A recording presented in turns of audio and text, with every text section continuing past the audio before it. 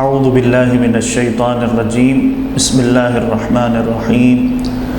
الحمد للہ رب العالمین وصلی اللہ علی سیدنا محمد وعلی اہل بیتہ الطاہرین ولعنۃ اللہ علی اعدائہم اجمعین۔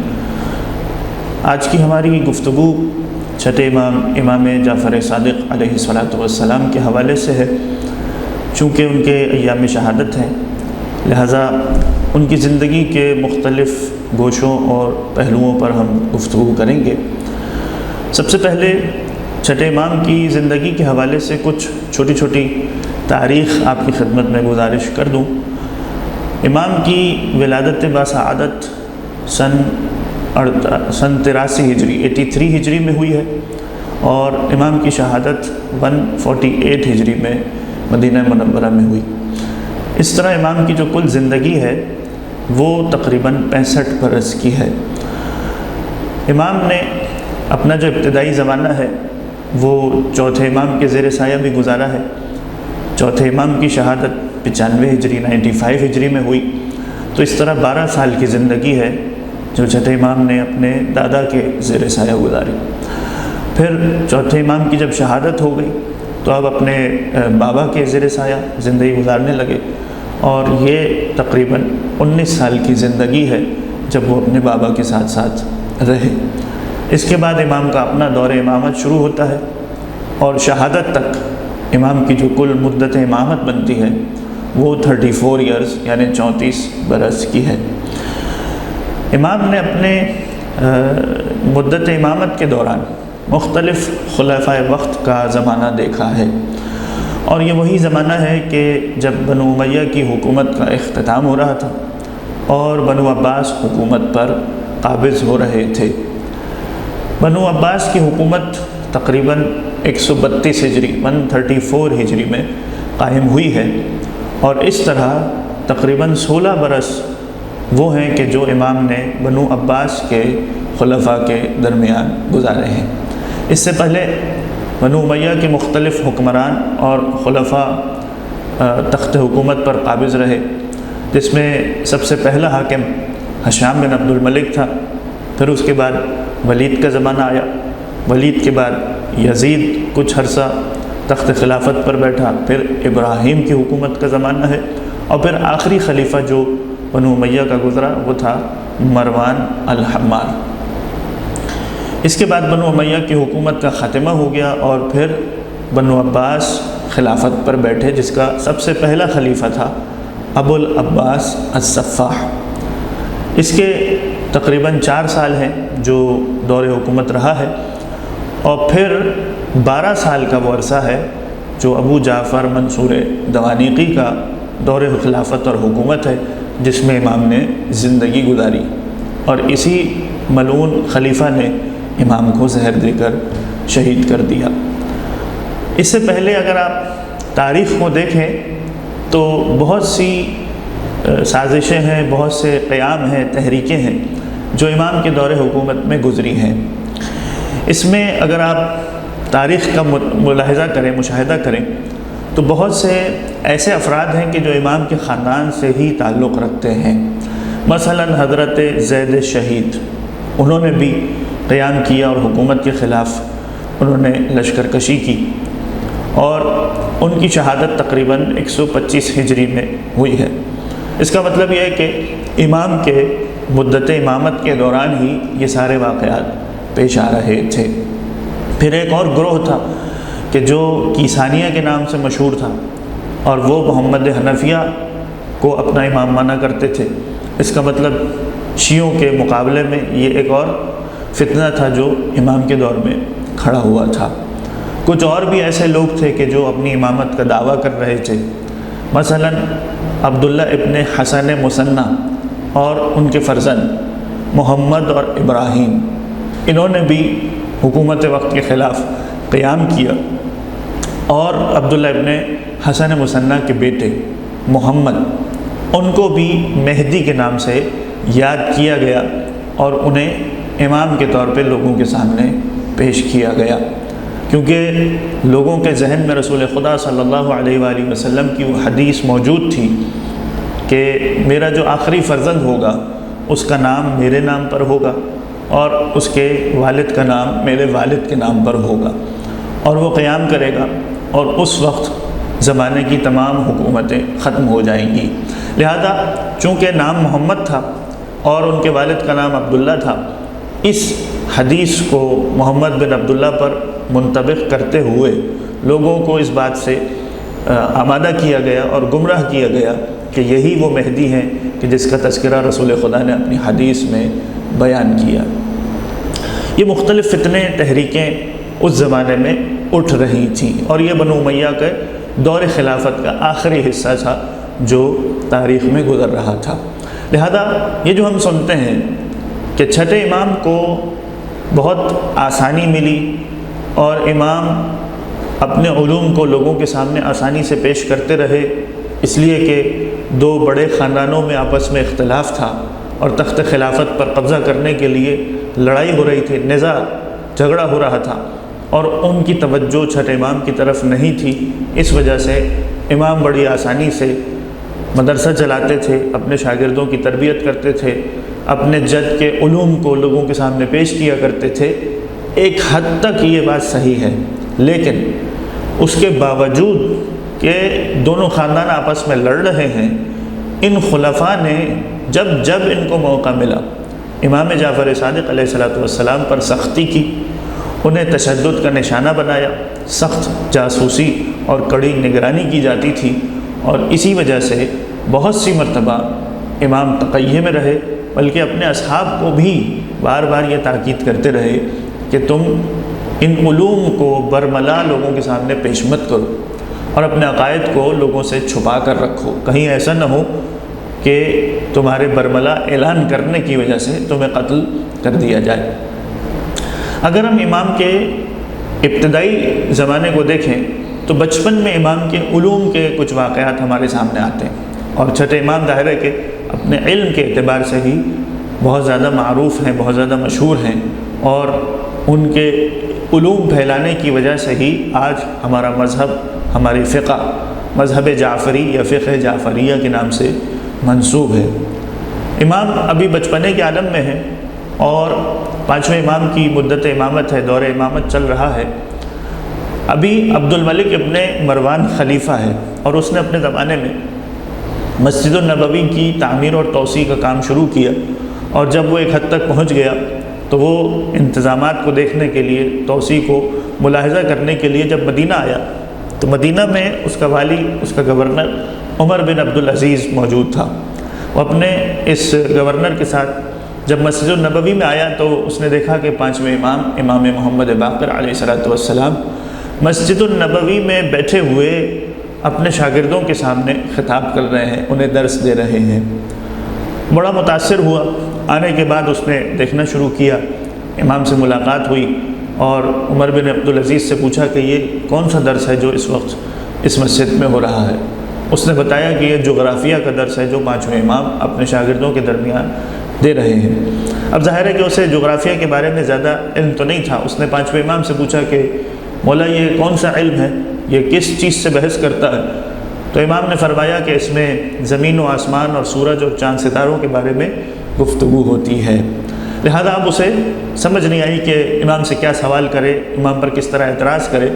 اس نے آس پاس جو امام کے شاگرد اور اصحاب بیٹھے ہوئے تھے ان کو دیکھنا شروع کیا، اور اس کی نظر جا کر ایک چھوٹے سے بچے پر رک گئی، اور اسے بڑی حیرت ہوئی کہ یہ 10 سال 12 سال کا بچہ، جغرافیہ کا درس جو مجھے بھی سمجھ میں نہیں آ رہا اور اس علم کے بارے میں مجھے بھی اتنی معلومات نہیں، یہ چھوٹا سا بچہ اس درس میں بیٹھ کر کیا کر رہا ہے؟ تو اس نے اپنے گورنر سے پوچھا کہ یہ کون بچہ ہے جو اس درس میں بیٹھا ہوا ہے؟ تو اس نے تعارف کروایا کہ یہ پانچویں امام کے فرزند جعفر صادق ہیں۔ لہذا اب اسے موقع مل گیا کہ میں امام پر، ان کے بچے پر اعتراض کر سکتا ہوں، کیونکہ ظاہر کم سنی ہے، چھوٹی عمر ہے۔ لہذا چھٹے امام سے سوال کر کے کہنے لگا کہ تم جانتے بھی ہو کہ یہ کون سا درس ہے اور تمہیں مختلف علوم کے بارے میں خبر ہے؟ اچھا مجھے یہ بتاؤ کہ من ہوا صاحب المنطق، یہ بتاؤ کہ صاحب منطق کا رئیس کسے کہا جاتا؟ تو چھٹے امام نے اس کم سنی کے عالم میں بھی خلیفہ کے سامنے گفتگو کرتے ہوئے جواب دیا، کہا کہ ہاں نعم میں جانتا ہوں کہ منطق کا رئیس اور اس کا بنانے والا کون تھا؟ کہا ہوا ارسطو، وہ ارسطو تھا کہ جس نے منطق کی بنیاد رکھی۔ اور اس کے بعد امام نے، اب سوال تو فقط اتنا تھا کہ کون ہے جو صاحب منطق ہے، لیکن امام نے مزید تفصیلات بتانا شروع کی کہ میں جانتا ہوں کہ ارسطو کا نظریہ کیا تھا، وہ کس طرح سے منطق لوگوں کے سامنے پیش کرتا تھا، اس کے بڑے بڑے شاگرد اور تربیت یافتہ اصحاب کون سے تھے کہ جن کو اس نے منطق کا علم سکھایا۔ دوسرا سوال کیا کہ بتاؤ من ہوا صاحب السواک، کون ہے کہ جو مسواک والے کے نام سے مشہور ہے، جسے صاحب مسواک کہا جاتا ہے؟ کہا کہ ہاں میں جانتا ہوں، وہ میرے جد رسول خدا کے صحابی عبداللہ ابن مسعود تھے کہ جنہیں صاحب مسواک کہا جاتا ہے۔ جب اتنی سی عمر میں خلیفہ نے دیکھا کہ اس بچے کے علم کا یہ عالم ہے کہ اتنی جزئیات کے ساتھ، اتنی دقیق معلومات کے ساتھ اسے ہر چیز کا علم ہے، تو پانچویں امام کو مخاطب کر کے کہنے لگا کہ میں گواہی دیتا ہوں کہ آنے والے زمانے میں آپ کا یہ بیٹا جعفر صادق اپنے زمانے کا سب سے بڑا عالم ہونے والا ہے۔ یہ ہے دشمن کی زبان سے گواہی اور اعتراف چھٹے امام کے بچپنے میں کہ یہ سب سے بڑا عالم ہونے والا ہے۔ اور یہی وجہ ہے کہ جب پانچویں امام اس دنیا سے رخصت ہو رہے تھے، پانچویں امام کی شہادت کا وقت ہے، بستر مرگ پر ہے، وصیت کرنے کے لیے اپنے بیٹے جعفر صادق کو اپنے قریب بلایا اور کہا کہ اے بیٹا یا بنیہ اوصیک باصحابی خیرا، میں تم سے اپنے اصحاب کے بارے میں خیر کی وصیت کرتا ہوں، یعنی تم میرے بعد میرے اصحاب کا خیال رکھنا۔ لہذا چھٹے امام نے جواب دیتے ہوئے کہا کہ اے بابا لأدعن وَيَكُونُ الرَّجُلُ مِنْهُمْ فِي الْمِصْرِ فَلَا يَسْأَلُ أَحَدًا، اے بابا آپ فکر مت کیجئے، میں آپ کے اصحاب کو آپ کے بعد ہرگز تنہا نہیں چھوڑوں گا، انہیں اس طرح سے علم سکھاؤں گا، اس طرح ان کی تربیت کروں گا کہ اگر ان اصحاب میں سے کوئی شخص کسی بھی شہر میں موجود ہو تو اتنا بڑا اپنے زمانے کا عالم ہوگا کہ کسی بھی مسئلے کے بارے میں اسے دوسرے سے سوال کرنے کی ہرگز ضرورت پیش نہیں آئے گی۔ یہ وعدہ پانچویں امام کے وقت آخر امام صادق علیہ السلام نے کر لیا، اور پھر چھٹے امام نے ظاہر ہے کہ اس وعدے کو اس طرح پورا کیا کہ پانچویں امام کے بعد مسلسل امام کے اصحاب ان کے پاس تربیت پاتے رہے، علوم کو نشر کرتے رہے، علوم کو پھیلاتے رہے۔ اور خود چھٹے امام کے علم کا علم کیا تھا؟ یعنی اگر کوئی اعتراض کرے کہ چھٹے امام کے پاس یہ علم کہاں سے آیا، تو چھٹے امام جعفر صادق علیہ السلام نے خود کئی موقعوں پر اس چیز کی وضاحت کی ہے کہ اگر تم سمجھتے ہو کہ ہم عام انسانوں کی طرح علم لوگوں سے حاصل کرتے ہیں، کسی استاد سے جا کر سیکھتے ہیں، کسی مدرسے میں داخلہ لیتے ہیں اور کچھ عرصے تک پڑھنے کے بعد، علم حاصل کرنے کے بعد ایک بلند مرتبے پر پہنچتے ہیں، تو ہرگز ایسا نہیں ہے۔ چھٹے امام نے فرمایا ولدنی رسول اللہ صلی اللہ علیہ وآلہ، میں رسول خدا صلی اللہ علیہ وآلہ وسلم کی ذریت اور اولاد میں سے ہوں، میں ان کی نسل طاہرہ میں سے ہوں۔ اور کہا کہ انا اعرف بکتاب اللہ، اللہ کی کتاب قرآن مجید کے بارے میں سب سے زیادہ علم رکھتا ہوں، اور قرآن مجید کے بارے میں میری معلومات اس طرح سے ہے کہ انا انظر بکفی، جس طرح میں اپنے ہاتھ اور اپنی ہتھیلی پر رکھی ہوئی چیز کو اچھی طرح جانتا ہوں، اسی طرح کتاب خدا قرآن مجید کے ایک ایک علم کے بارے میں اچھی طرح سے جانتا ہوں۔ یہ وہ علم تھا جو چھٹے امام کے پاس موجود تھا۔ چھٹے امام ایک صحابی ہے سالم ابن ابی حفصہ، جب پانچویں امام کی شہادت کی خبر ملی تو اس نے اپنے دوستوں سے کہا کہ تم یہیں پر بیٹھو، میں چھٹے امام کے پاس جاتا ہوں اور ان کے پاس جا کر ان کے بابا کی تعزیت پیش کرتا ہوں۔ یہ شخص اٹھ کر گیا، چھٹے امام کی خدمت میں حاضر ہوا، کلمہ استرجاع پڑھا، انا للہ و انا الیہ راجعون، اور پھر تعزیت کرتے ہوئے یوں کہنے لگا چھٹے امام کو مخاطب کر کے کہ خدا کی قسم وہ شخص چلا گیا جو کہا کرتا تھا من یقول قال رسول اللہ صلی اللہ علیہ وآلہ، جو اس طرح سے اپنے جد کی حدیث کو بیان کرتا تھا کہ وہ براہ راست اپنے جد کی حدیث کو بتاتا تھا اور درمیان میں کسی راوی کا سلسلہ نہیں ہوتا تھا۔ یعنی کیا مطلب کہ پانچویں امام کی ولادت رسول کے اس دنیا سے جانے کے بعد ہوئی ہے، اور یقیناً پانچویں امام نے ظاہراً اپنے نانا کو درک نہیں کیا ہے، جبکہ علم حدیث میں اس چیز کو معتبر سمجھا جاتا ہے کہ اگر کوئی راوی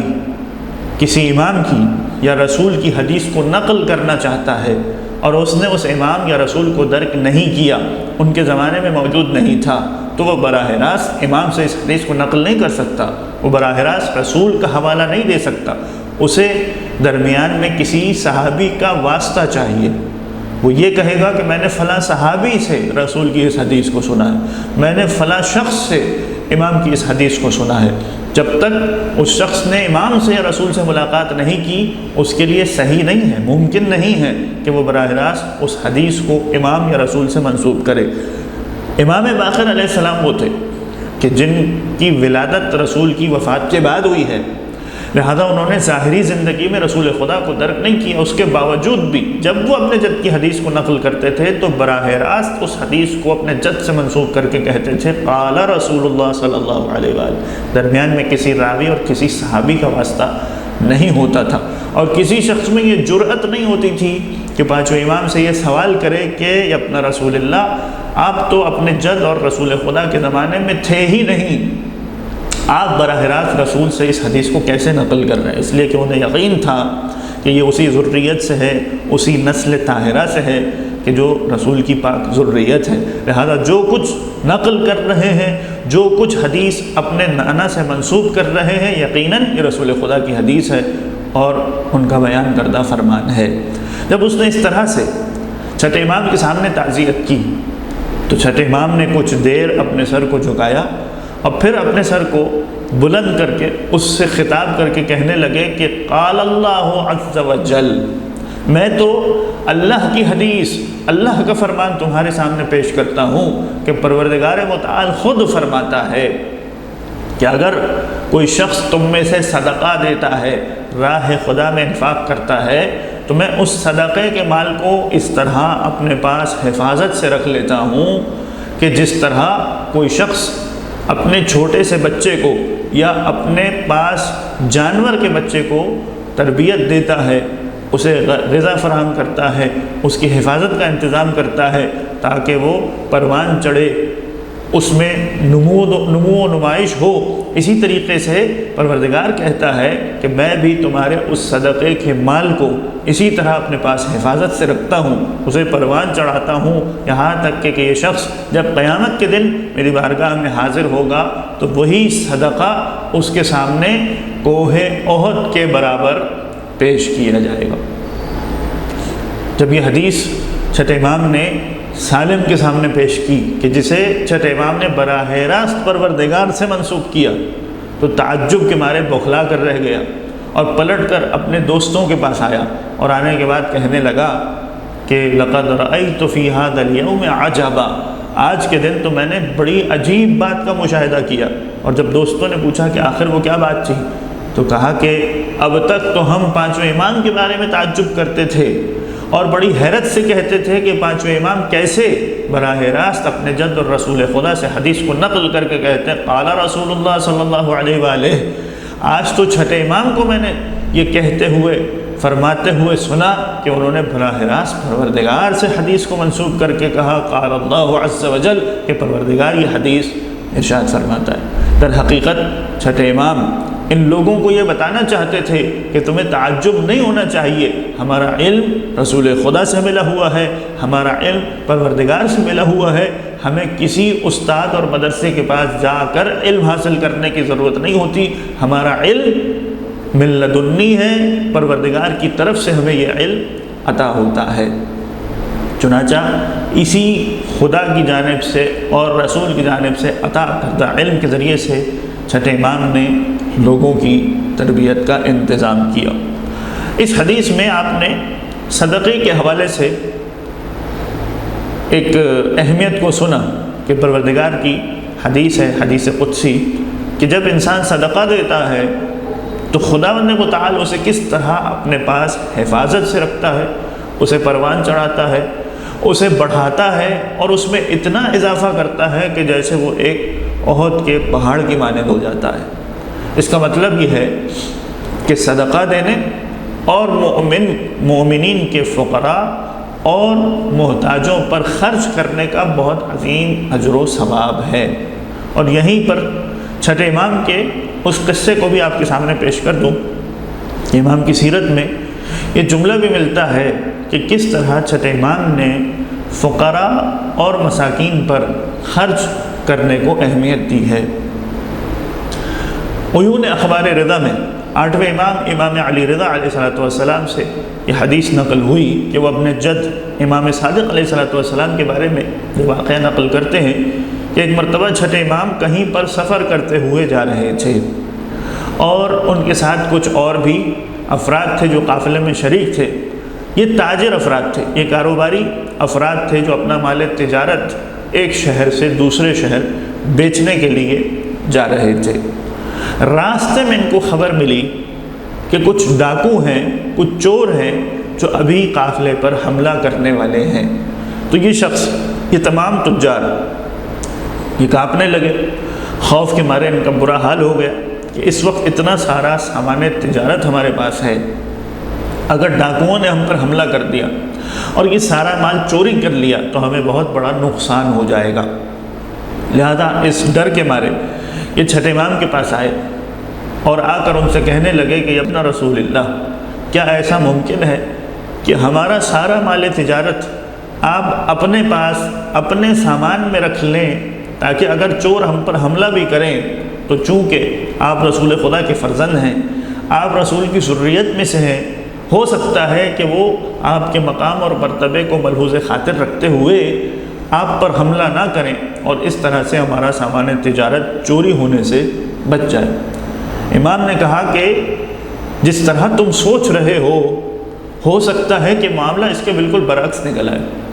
کہ جب وہ چور اور ڈاکو ہمارے قافلے پر حملہ کریں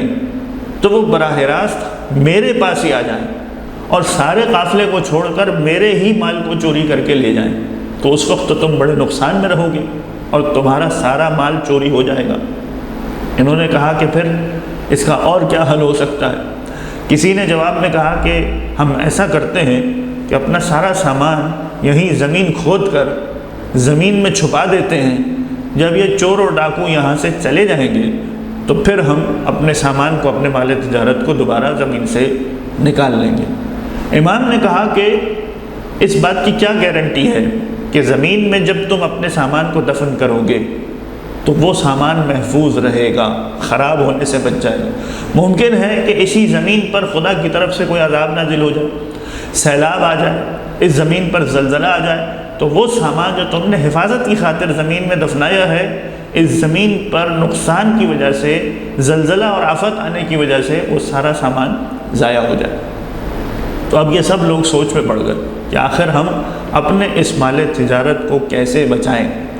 تو اب امام نے کہا کہ میرے پاس اس کا ایک حل ہے۔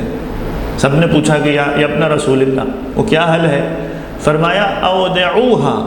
الی من یحفظها، تم ایک ایسی شخصیت کے پاس اس مال کو امانتاً رکھوا دو کہ جو اس مال کی حفاظت بھی کرے۔ یعنی اب امام نے اس شخص کی 3 کوالٹیز بتائیں، وہ امانت دار کون ہوگا۔ سب سے پہلی کوالٹی یہ ہے یحفظها، جو تمہارے اس مال کی حفاظت کرے گا، اور دوسری چیز وَيُرَبِّيهَا، نہ صرف یہ کہ حفاظت کرے گا۔ دیکھیں حفاظت کا مطلب کیا ہوتا ہے؟ جب ہم کسی امانت دار کے پاس اپنی امانت کو رکھواتے ہیں تو اس کا مطلب یہ ہوتا ہے کہ وہ شخص جیسے امانت دی ہے ویسی ہی امانت اسی حالت میں واپس لوٹائے۔ یہ ہے امانت کی حفاظت کرنا۔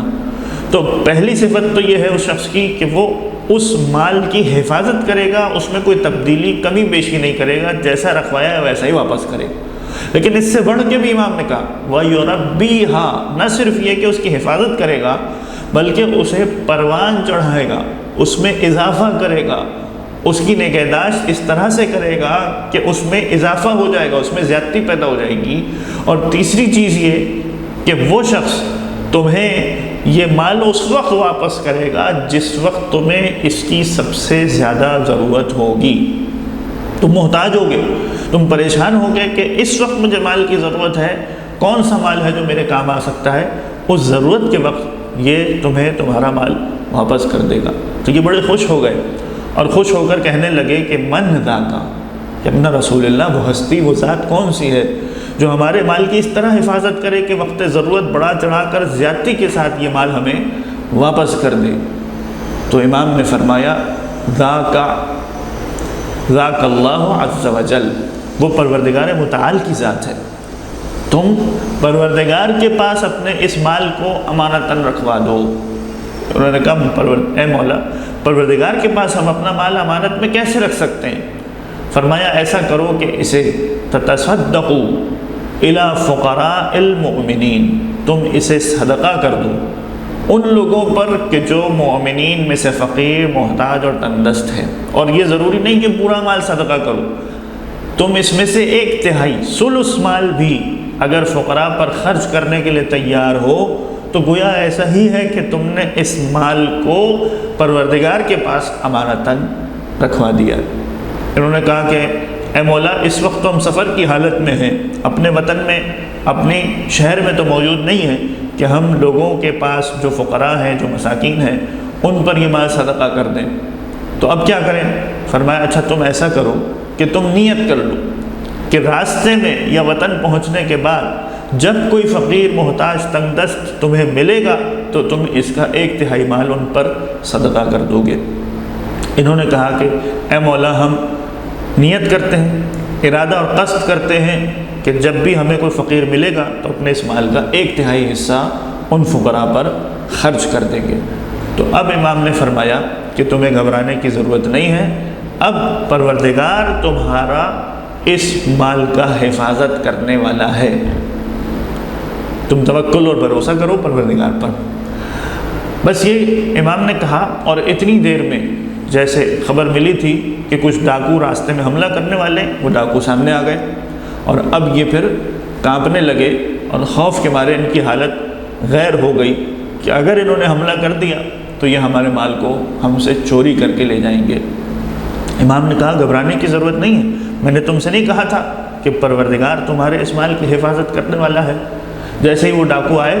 وہ اپنی سواریوں سے نیچے اترے اور سیدھا امام صادق علیہ السلام کے پاس آئے، ان کے ہاتھوں اور قدموں کا بوسہ لیا اور آنے کے بعد چھٹے امام سے کہنے لگے کہ اپنا رسول اللہ،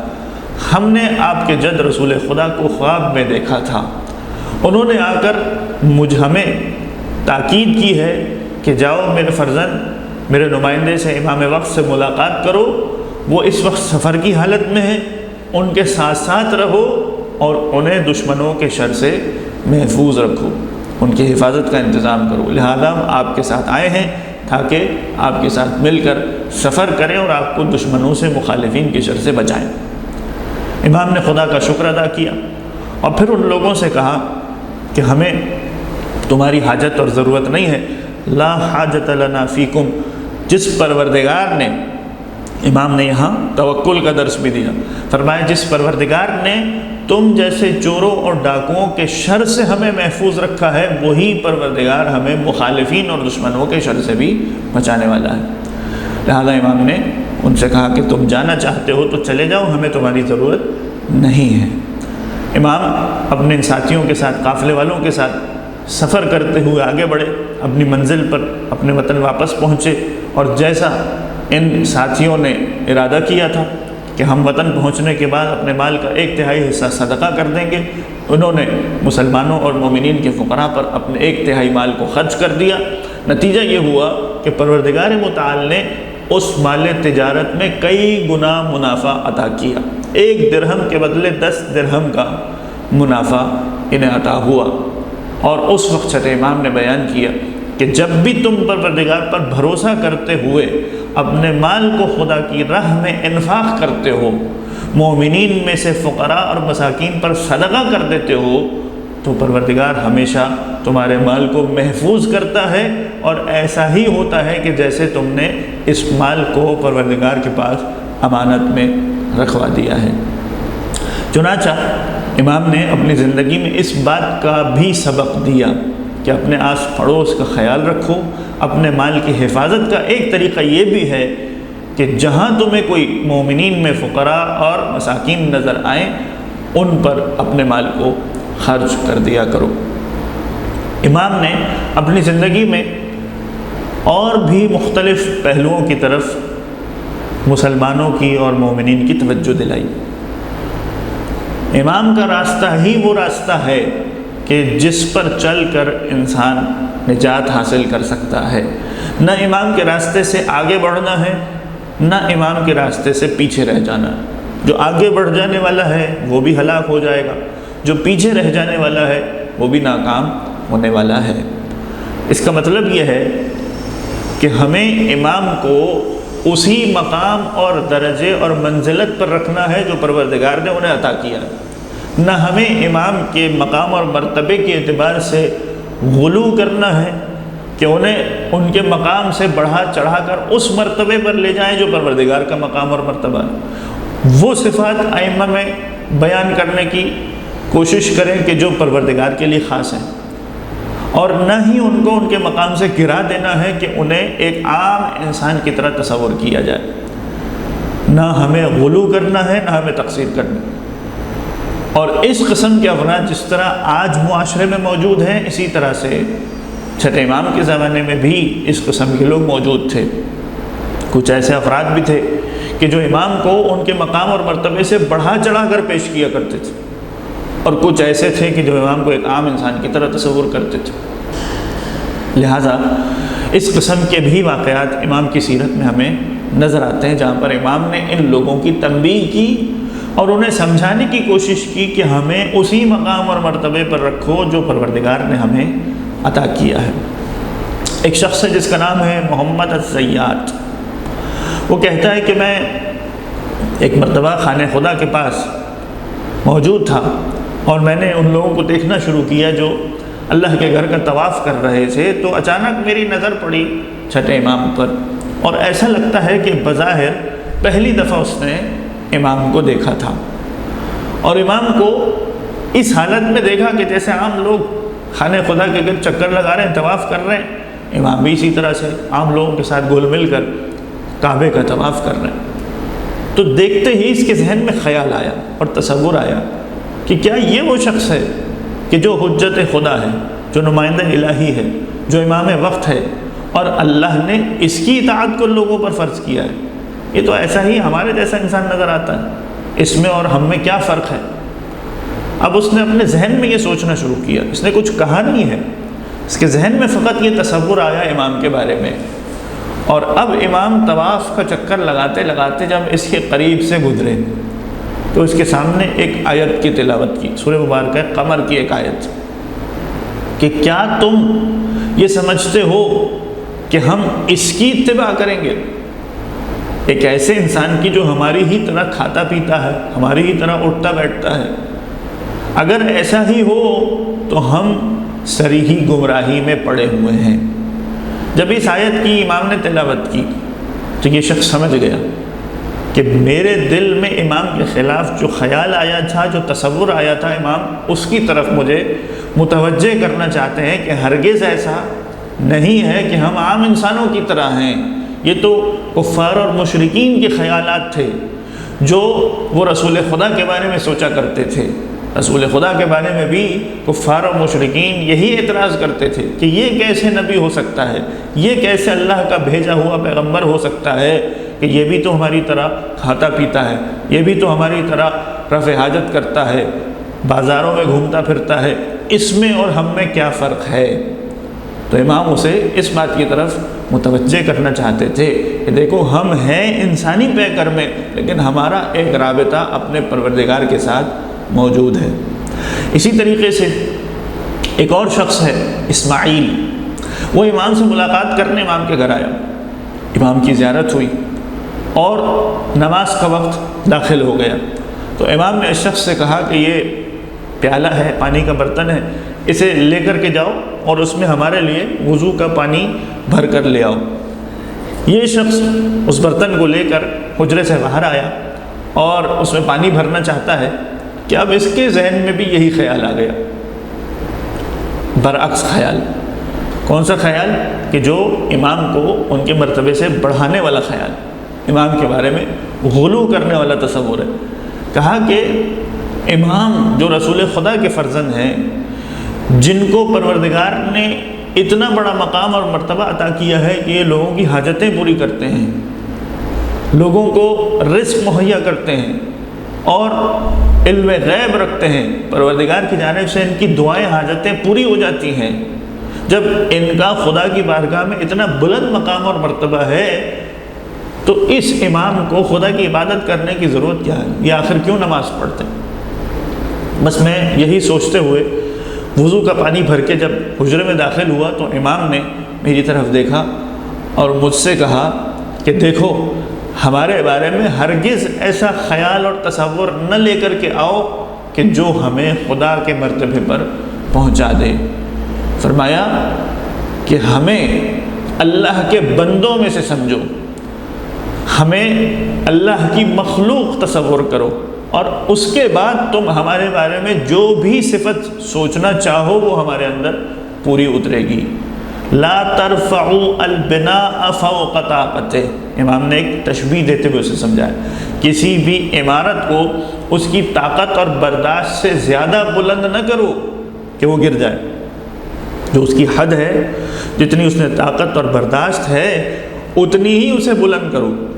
یعنی امام یہ کہنا چاہتے ہیں کہ ہمارا جو حقیقی مقام اور مرتبہ پروردگار نے رکھا ہے، ہمیں اسی مقام پر رکھو، اسے بڑھانے کی کوشش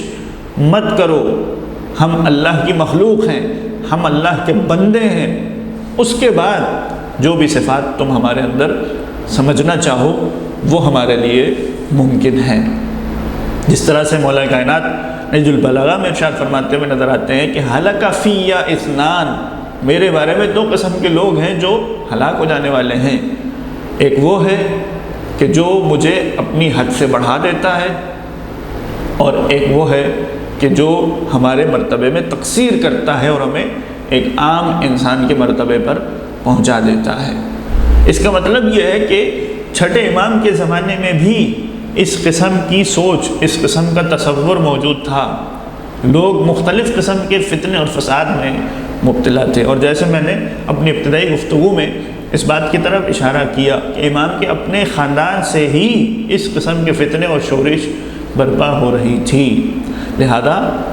یہ سوچنا کہ امام بڑے سکون کی حالت میں تھے، بہت ہی آرام سے ان کی زندگی گزری، لہذا انہیں ایک بہترین موقع مل گیا کہ وہ علوم اہل بیت کو، اپنے جد کی شریعت کو لوگوں کے سامنے پیش کر سکیں، یہ زمانہ اتنا آسان بھی نہیں تھا۔ اگر آپ تقیہ کی کیفیت کو دیکھیں تو ہمیں متعدد ایسی روایات نظر آتی ہیں، بنو امیہ کے دور میں بھی اور بنو عباس کے دور خلافت میں بھی، کہ بار بار امام کو، اپنے اصحاب کو یہ تاکید کرنا پڑی کہ خبردار اپنے امور کو لوگوں کے سامنے برملا پیش نہ کرو، ایسا نہ ہو کہ لوگ تمہاری ان باتوں کو تحمل نہ کر سکیں، برداشت نہ کر سکیں اور نتیجے میں تمہیں قتل کر دیا جائے۔ امام کے اپنے ہی غلام ہیں معلّہ ابن خنیس، امام نے بار بار تاکید کی کہ دیکھو ہرگز اپنے عقائد کو، اپنی راز کی باتوں کو لوگوں کے سامنے کھلم کھلا پیش نہ کرو، ورنہ تم قتل کیے جاؤ گے، تم مارے جاؤ گے۔ امام نے پیشن گوئی کر دی تھی کہ تمہاری باتوں کی وجہ سے، تمہارے کھلم کھلا بیان کی وجہ سے تمہیں قتل کر دیا جائے گا، اور جیسا امام نے پیشن گوئی کی ویسا ہی معلّہ ابن خنیس کو قتل کر دیا گیا۔ اسی طریقے سے ہشام ابن حکم کے بارے میں کہ ان کا ابتدائی دور چھٹے امام کی شاگردی میں وہ کیسے آئے، اس حوالے سے بھی تاریخ گواہی دیتی ہے کہ ان کے چچا ہیں یزید ابن عمر، وہ چچا جو تھے وہ شیعہ تھے اور امام سے بار بار ان کی ملاقات ہوتی رہتی تھی، لہذا جب ہشام کو پتہ چلا کہ چھٹے امام اس وقت حیرہ نامی مقام پر موجود ہیں اور میرے چچا بار بار ان سے ملاقات کے لیے جاتے ہیں، ابھی یہ وہ زمانہ ہے کہ ہشام چھٹے امام کی امامت کے قائل نہیں ہیں، بس انہیں اتنا پتہ ہے کہ یہ رسول کی ذریت میں سے، رسول کی اولاد میں سے ہیں اور دین کے بہت بڑے عالم تصور کیے جاتے ہیں، اپنے مذہب اور فرقے کے امام مانے جاتے ہیں، یہ اس وقت کسی اور مذہب پر تھے، لہذا اپنے چچا یزید ابن عمر سے کہا کہ آپ جب چھٹے امام سے ملاقات کرنے جائیں تو ان سے میرے لیے بھی اذن طلب کیجیے گا کہ میں ان سے ملنا چاہتا ہوں اور ان سے کچھ سوالات کرنا چاہتا ہوں، مناظرہ کرنا چاہتا ہوں۔ جب ان کے چچا چھٹے امام کے پاس گئے انہوں نے حشام کے لیے اذن طلب کیا، چھٹے امام نے اجازت دی۔ اب حشام اپنے چچا کے ساتھ امام سے ملنے کے لیے گئے، اور جب امام سے ملاقات ہوئی تو امام نے اس سے ایک ایسا سوال کیا کہ جس کا جواب اسے نہیں آیا، تو اس نے شرمندگی کے مارے سر کو جھکا لیا، اور کچھ دیر کے بعد امام سے کہا کہ مجھے اس سوال کے جواب کے لیے کچھ دن کی مہلت چاہیے۔ امام نے اسے مہلت دی کہ جاؤ تحقیق کرو، معلومات کرو، لوگوں سے پوچھو، اور جب تمہیں اس بات کا جواب مل جائے تو آ کر مجھے بتا دینا۔ لہٰذا یہ شخص چلا گیا، اور اب اس نے تحقیق کرنا شروع کی، لوگوں سے معلومات جمع کی، اس کے باوجود بھی یہ اس سوال کا جواب نہیں لا سکا۔ اپنے چچا سے کہا کہ آپ پھر امام سے اذن طلب کریں، میں امام سے ملنا چاہتا ہوں، اور اس نے جا کے امام کو بتایا کہ مجھے آپ کے اس سوال کا جواب نہیں ملا۔ امام نے پھر دوسری دفعہ ایک اور سوال کیا، کہا کہ اس سوال کا جواب کیا ہے؟ اس مرتبہ بھی شرمندگی اور خجالت کے مارے اس نے کہا کہ مجھے اس کا جواب نہیں آتا، مجھے مہلت دیجیے، میں شاید کچھ دنوں میں اس کا جواب ڈھونڈ کر لے آؤں۔ دوسری مرتبہ بھی یہ اس سوال کا جواب نہیں لا سکے۔ اب تیسری مرتبہ جب اپنے چچا سے کہا کہ میں امام سے ملنا چاہتا ہوں، تو امام نے کہا کہ دیکھو اس وقت تقیہ کا ماحول ہے، اگر تم بار بار ہم سے ملنے کے لیے آؤ گے تو ممکن ہے کہ ہمارے ساتھ ارتباط اور نسبت کی وجہ سے تمہیں قتل کر دیا جائے، لہذا خبردار رہو، ہمارے پاس آنے کی ضرورت نہیں ہے، میں تمہیں فلاں مقام پر ملوں گا، فلاں وقت پر اس جگہ آ جانا۔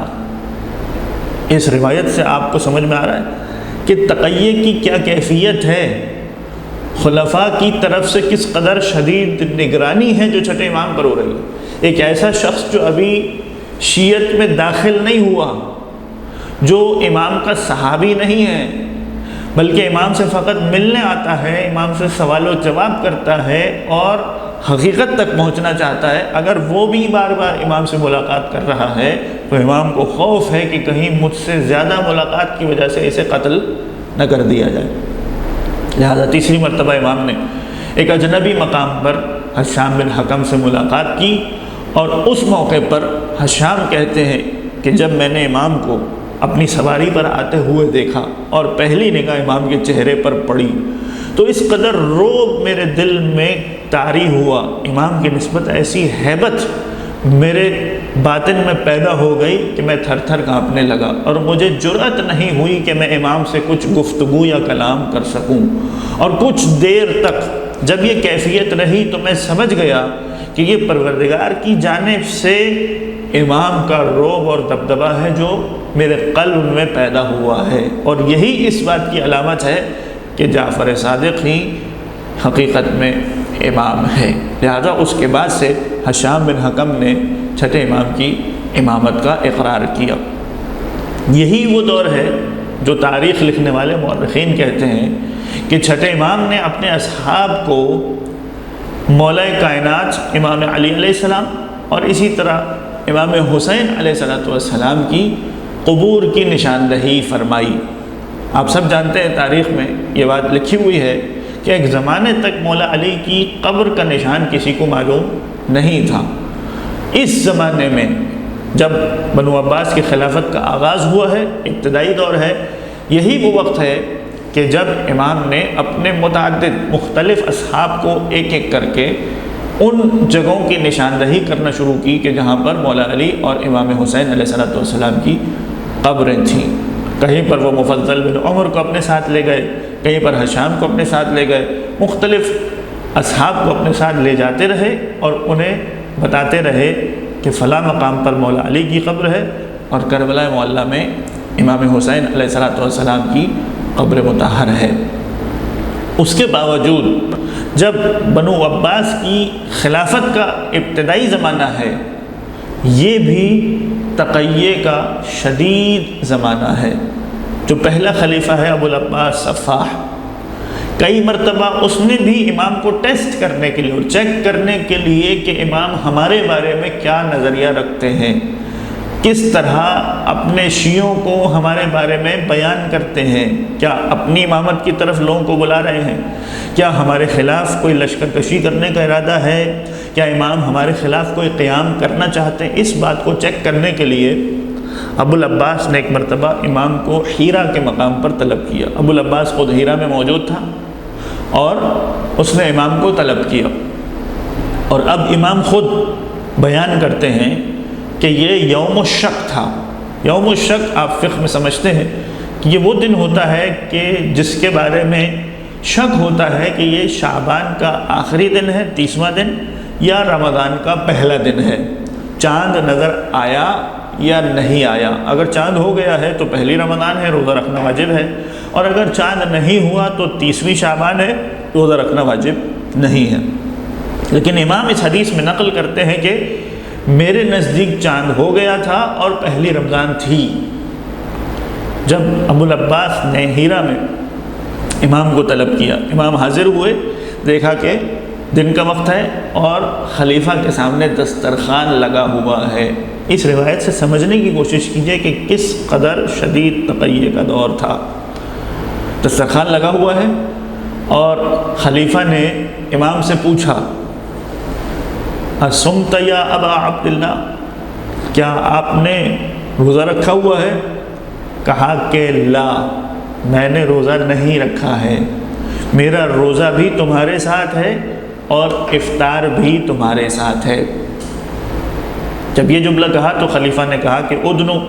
وَأْكُلْ، آؤ میرے نزدیک آ جاؤ اور میرے ساتھ کھانا کھاؤ۔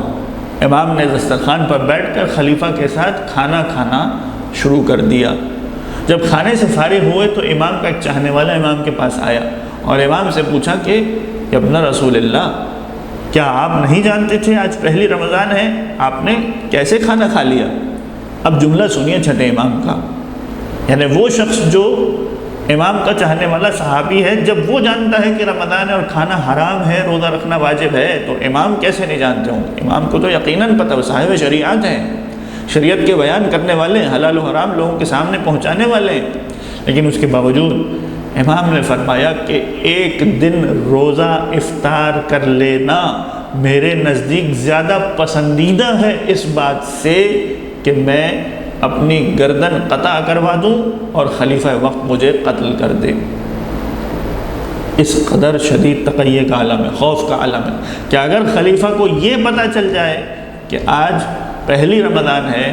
اور میں نے روزہ رکھا ہوا ہے اور اس کی دعوت دینے کے باوجود، دسترخوان پر ساتھ بیٹھنے کے باوجود میں اس کے ساتھ کھانا نہیں کھا رہا، تو وہ مجھے قتل کر دے گا۔ صرف اتنی سی بات میں اگر میں نے خلیفہ کی اطاعت نہیں کی، وہ مجھے قتل کر دے گا، میری گردن اڑا دے گا۔ لہذا امام نے اپنی جان بچانے کے لیے خلیفہ کے ساتھ کھانا کھایا۔ یہی انداز آپ کو منصور کے دور خلافت میں بھی نظر آئے گا۔ وہ جو ہم سمجھتے ہیں نا کہ امام بڑے سکون سے تھے، بڑے چین اور آرام سے تھے، یہ سارا تقیہ کا دور ہے، یہ سختی کا زمانہ ہے جو امام نے دیکھا۔ کتنے ہی مواقع ایسے ہیں جہاں پر انہوں نے مسلسل امام کو زہر دینے کی کوشش کی ہے، امام کو قتل کرنے کی کوشش کی ہے۔ منصور کے کتنے واقعات ہیں کہ اپنے غلاموں کو، اپنے خادموں کو کہہ دیا کہ اگر میں امام کو طلب کروں اور تمہیں اشارہ کروں تو امام کو قتل کر دینا، مجھ سے اجازت لینے کی ضرورت نہیں ہے۔ اور امام نے کسی دعا کی وجہ سے، پروردگار سے طلب کرنے کی وجہ سے اپنی جان کو بچایا ہے۔ خدا سے دعا مانگ کر کے گئے، صدقہ نکال کر کے گئے، اپنی حفاظت کا انتظام کر کے گئے، اس وجہ سے پروردگار نے ان کو بچایا۔ لیکن خلفاء نے ہر ممکن کوشش کی مختلف اوقات میں، مختلف موقعوں پر کہ امام کو شہید کر دیا جائے۔ کتاب مناقب ابن شہر عاشوب میں، بس آخری روایت ذکر کر رہا ہوں، اس سے اندازہ ہو کہ بنو عباس کا جو 16 سال کا عرصہ ہے